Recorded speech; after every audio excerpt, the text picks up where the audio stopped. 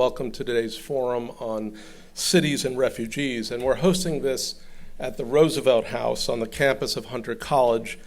This was Franklin and Eleanor Roosevelt's home 100 years ago, and it's a fitting backdrop for today's discussion. To those in the room and watching via webcast, feel free to participate by tweeting using the hashtag #RefugeeCities. We have all watched the refugee crisis unfold in the Middle East and Europe, with dramatic consequences for the refugees themselves and the countries they now call home.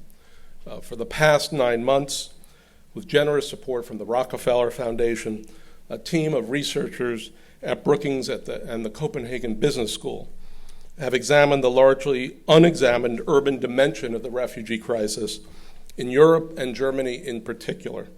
And earlier this week, we released a report on German cities and refugees that you can find on our website, www.brookings.edu. We have focused on cities for one overarching reason. Refugees just don't come to nations, they move to cities. 2/3 of the refugees worldwide live in urban areas. Nations rightly focus on the existential issues, the sanctity of borders, the meaning of citizenship. Cities focus on issues of existence: shelter, food, medical care, clothing, ultimately schools and skills and integration. The urban concentration of refugees raises enormous opportunities. The cities are hubs of economic activity. They're large labor markets. Refugees are obviously attracted to places where there are pre-existing networks with people with similar religions and ethnicities.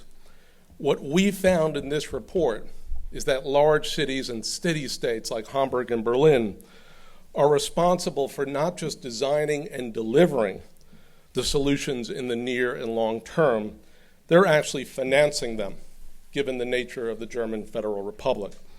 There are obviously challenges. They are very large: population density, lack of affordable housing, the sidetracking of initiatives in these cities as they're dealing with large flows of people.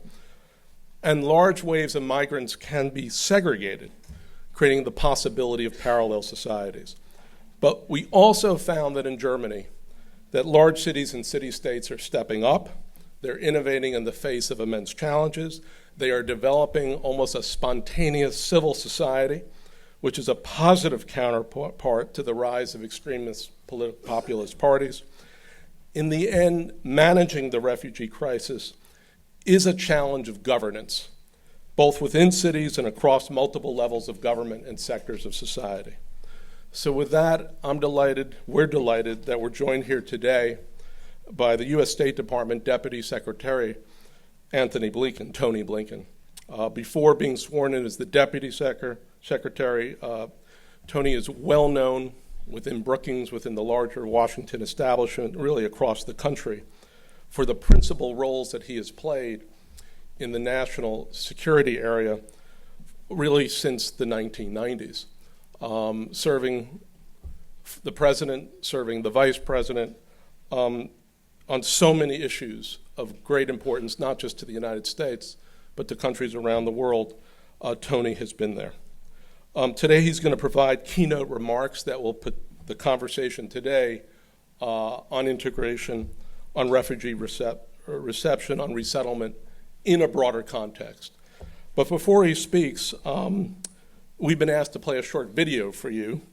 The video was created to help families better understand who refugees are and hopefully to stir compassion, not just in the United States, but in communities across the world whose support and friendship are essential in making refugees feel welcome.